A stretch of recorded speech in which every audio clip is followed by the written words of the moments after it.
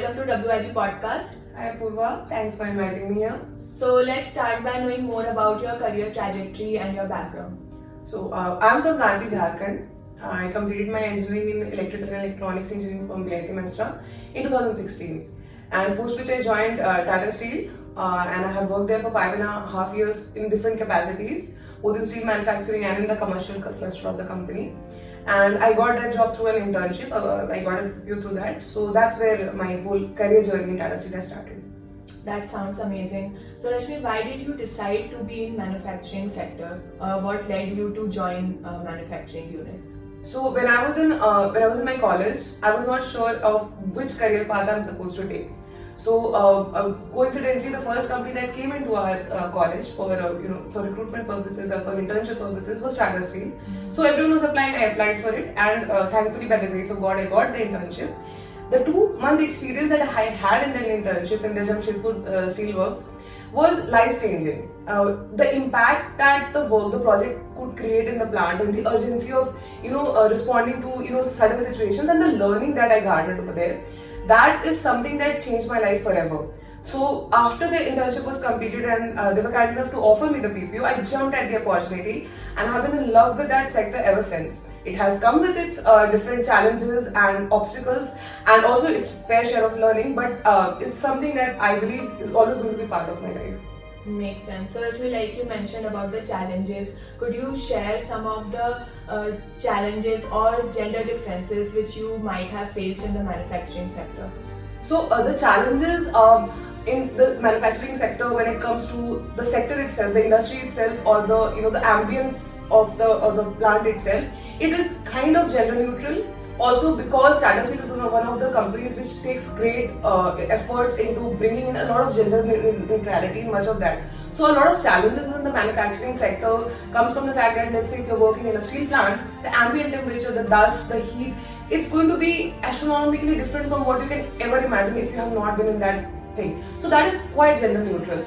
The problems that come with the gender aspect, the gender disparity, comes very much later. It's very ingrained, not to be done with the industry itself or the company itself, which is great, which has done made great strides into bringing in parity, but it's also something to do with the people who work there, a part of the society itself, right? So they carry their misogyny with them inside the plant, no matter how much effort Tata Steel puts into removing those obstacles. Right. So those things are very much different from that. But apart from that, it is still a very challenging industry to work in. And anyone who has worked there, no matter a man or a woman, can take great pride in saying that we actually worked there, we have survived those environments, and we can do it all over again. Mm-hmm. So, Rashmi, could you share some examples where you might have faced something because of this which you talked about, right? Misogyny. So I'll start with a very happy sad incident. When I joined my plant for the very first time, it was a plant at that point of time was producing close to 3 million ton per annum of steel. So when I joined, the chief of the plant, he invited me, and I was given a proper induction, and I was introduced to the entire officer segment over there. Somehow he was very happy about the fact that I was the only female officer who had been there. Happy about the fact that finally they had a female officer among 50, 60 odd male officers that were working over there, and he said that finally we have actually gotten a female officer, and it was a happy side incident for me because it obviously I just felt that it was kind of like a glass ceiling for some people maybe, but the happy part of it was when I left the plant there were 4 people. So I can tell that thing has moved at a pace not what one would expect. But that has got more to do about the fact how the industry is rather than how the company is. So that's where the first incident of disparity came into picture in a very different context. When it comes to misogyny, what happens is you have worked very hard to get into an industry where there are not many female officers or female employees for that matter. So you have had to work at least twice as hard as your male counterparts to get into that industry. You have to show more mettle to get into that industry. But somehow the people there do not know your journey. And they always try to trigger that imposter syndrome in you by telling that, you're not here by merit. Maybe the company is trying to diversify into that segment, let's go with the females, let's hire more females. You know that's not your story, but there are people who are trying to trigger your imposter syndrome, and that's a challenge and a learning experience. Till this date, no one else can actually trigger my imposter syndrome simply because I have seen that over there. Right. That's something you learn from that industry. But that misogyny people carry with themselves. Right. They don't know your story. And especially a female story, because they don't understand the perspective. So that's something I faced. Everyone faces, basically. Right, like there's a subconscious bias that she's a female, so she might not be doing great work. So that's why you mentioned like you had to work twice as hard as Exactly. men there. And Rashmi, what about your working hours? How were your working hours? Were you working in shifts? Okay, so I had a general shift, so I had to work like 9-10 hours like everyone else. So it was different from it was different for different shifts. Obviously, there were like 3 shifts that were going on the whole day. But the night shifts and the evening shifts were booked specifically only for men. Okay. Both in the officer segment and in the non-officer segment. Both of them, it was booked only for the male counterparts only. What that does is that it's a steel plant runs 24/7. So a crisis or a breakdown or anything for that matter can happen any time of the day.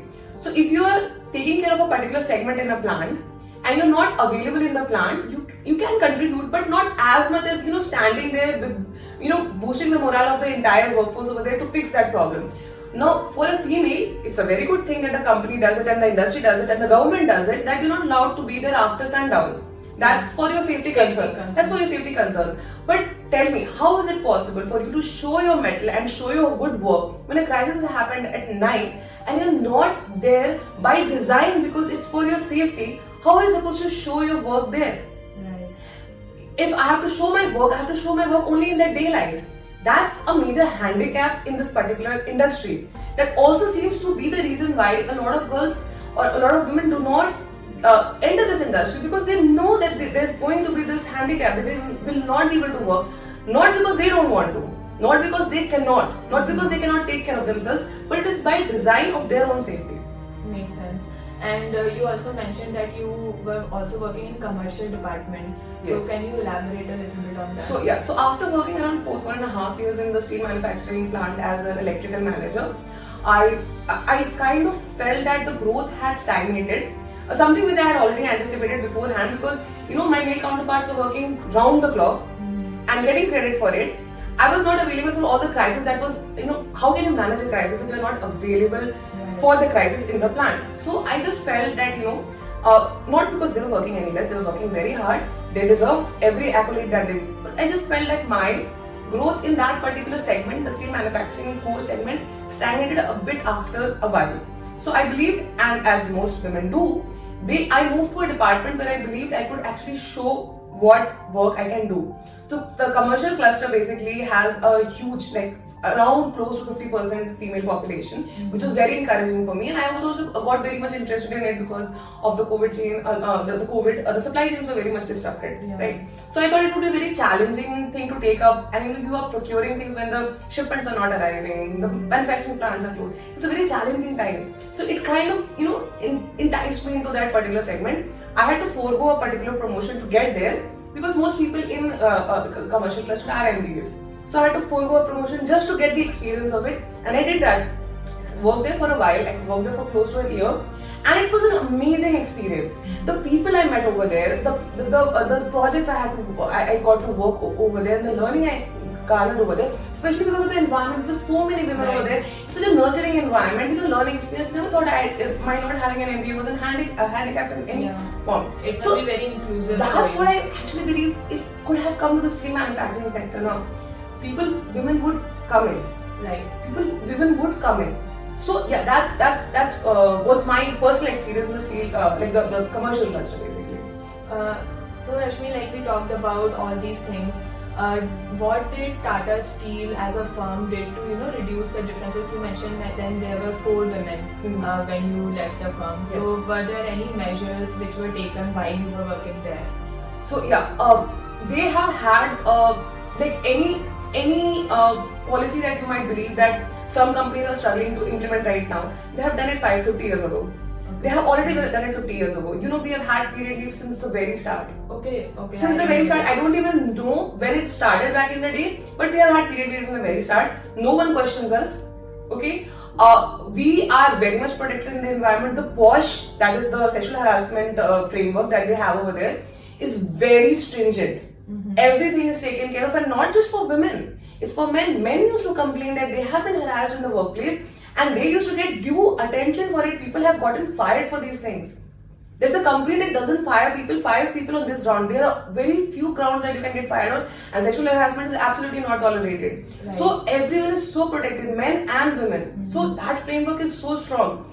Also, the camaraderie over there, apart from this whole gender parity thing, the camaraderie over there is amazing. And when you're standing in a plant sweating like everyone else, you feel that sense of belonging to that particular thing, right? So the sense of camaraderie is great. That's because the company created it that way. The company has created such a lot of enabling environments. The maternity leaves are so thorough.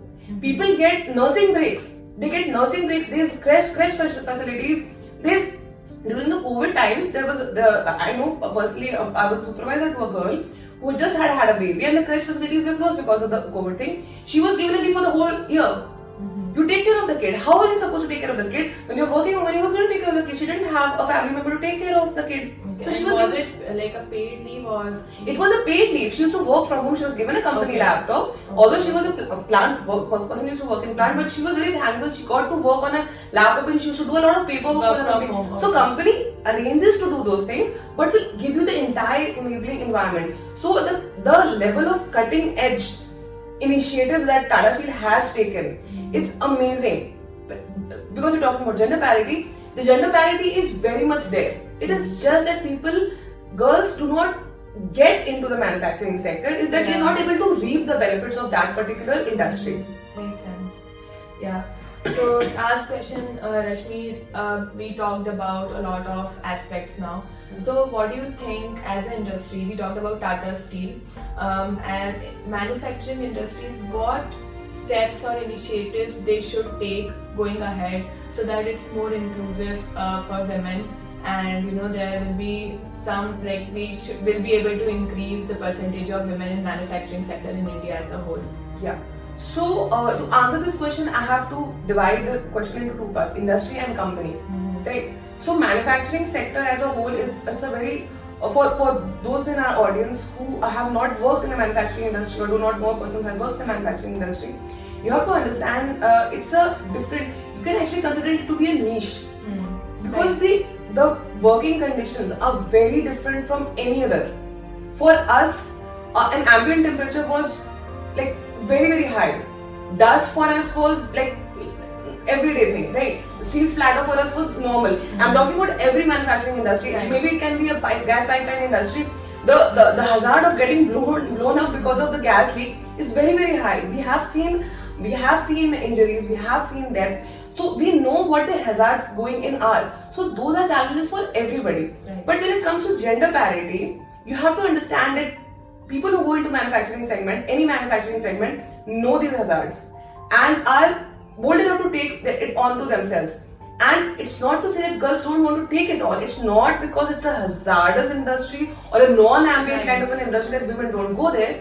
The real reason, as an insider, I can tell you, is because of the growth opportunities. Like I earlier mentioned, if I do not get to work round the clock or as per my understanding of when the crisis has happened, any manufacturing industries works round the clock. Most of them do. 24/7. We work in shifts, right? Correct. So if a woman is not allowed in a shift, if the person working next to you is not a woman, how are you supposed to understand that I can be there when a crisis happens and I will be appreciated, given an accolade for this particular thing when my chance of a growth in my career comes, when my chance of a promotion comes, what do I have to show for? Like normal shift, everyone is working. You have to differentiate yourself, and the chance to differentiate yourself doesn't come in because you're not getting a chance to work when the crisis happens.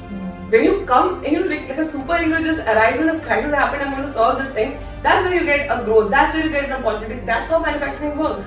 It doesn't work on an everyday paperwork basis. It works on a particular equipment has broken down. Let's go fix it. If the equipment is broken down at night, how are you supposed to fix it? That's why the growth stagnates after a while. There was a perception, again, we can talk about the misogyny. You can understand the perception that men used to have that, last night the thing broke down, we fixed it. Yeah. We fixed it. And we're like, because we were not there. we were not there. We could have fixed it probably sooner because that's my segment. I can fix it probably sooner, but I was not there by design, right? So my chance of getting a highlight that this is on my segment, something broke down, I can showcase myself, showcase to the VP, this thing I fixed it, gets taken away even in the daytime hours also. Like it's like like, let me take care of this. You madam aap raho. This is the tendency there. It's obviously not bad, but do it outside, not inside the plant. This is my job, let me do it. So that's why women don't enter. Not because there is women are afraid of doing those works. No, that's it's true. because they don't see a growth opportunity. Even myself, I moved to commercial clusters simply because I saw what this was there. And then again, I was my bosses were very upset about it. That like you should have stayed here, and why are you leaving? And then again, that goes into the cycle again. Women don't stay in this department. That's why there was no female officer over there. Right, it's like a paradox kind of thing. Yeah, it just keeps happening over and over again because every generation realizes that in themselves there's no growth. So unless that growth starts, although I must applaud them for doing one thing, I have to bring this up because I'm very proud of, because I'm from a Tata company and they have done a very great job of it. They started for the very first time, they started bringing in women in the B shift, that is the night, like evening night shift. And they people used to be there with them to for safety reasons, but they used to get like a blue t-shirt and then you used to be very proud about it that we are working in the night shift, the evening night shift. And that's the great initiative that they had taken. They had to put in a lot of infrastructure for it, cameras and everything to protect those people. But that shows the initiative of the company to bring in inclusivity, right? So that's what I will tell you. Industry as a whole, I don't know how inclusive that industry is right now because different companies have different, agendas and different priorities. Some people consider diversity to be a very important factor, like Tata Steel, and they bring in initiatives for that. It's not just speak; they do it. They did that, right? So even Tata Steel, which is at the helm of things, is trying really hard. Still, some more time left to go. This is left to come out. So I think one point which you mentioned is about by design, there should be some system where women are also able to work in shifts in night or in evening shifts. So one such implementation should be. The equality should be there. Equality in the sense, if men can work there and then, the where and when aspect of it, if a man can work there and then, a woman should be allowed to work there and then. Yeah, and then it comes with other, like you mentioned, infrastructure and safety measures. You bring in those things. That is an added. See, bringing in diversity is always an expensive business. Yeah. Who has the courage and the will to do it? That's what will define this industry's gender parity in the future. Correct. That makes sense because at the end, everyone has to coexist. Men have to coexist with women. So it's becoming indispensable day by day. So yeah, you have to bring in that inclusivity. All right. So that's a wrap. Thanks a lot, Rashmi. And it was great listening to you about your experience and all the amazing insights you have given us. And see you next time. Thanks, Abdullah.